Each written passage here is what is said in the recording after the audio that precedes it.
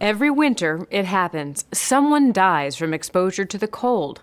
Hypothermia can happen quickly in very cold weather or in cold water, and it is often life-threatening. But hypothermia is a good thing for people who have a cardiac arrest.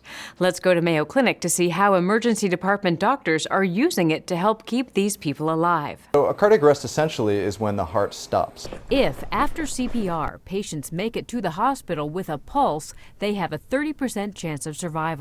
But Dr. Tyler Vadabancor says those chances are much better if patients are put into an induced state of hypothermia. We can increase that survival rate to about 50%. Cooling can be started early by paramedics in the field, and at the hospital it's typically induced by an infusion of cold saline. We bring the patient's temperature down to approximately 33 degrees Celsius. Then doctors can use one of several methods to keep the body cool. One would be a vascular device where you'd actually put a catheter in the groin, and there would be a cooling instrument that would keep the circulating blood cool. Another would be to pack the patient in ice bags, and another method utilizes external cooling pads placed on the body. The cold saline will be infused through this tubing, through the pad, and this will essentially cool the cardiac arrest patient down. There are a few major theories as to how hypothermia benefits cardiac arrest patients. One is that hypothermia decreases inflammation in the brain.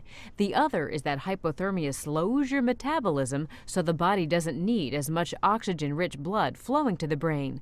Dr. Vadabancor says once the body's cool, it's important to keep it cool, anywhere from 12 to 24 hours or more. If you don't administer hypothermia, oftentimes these patients will eventually become hyperthermic.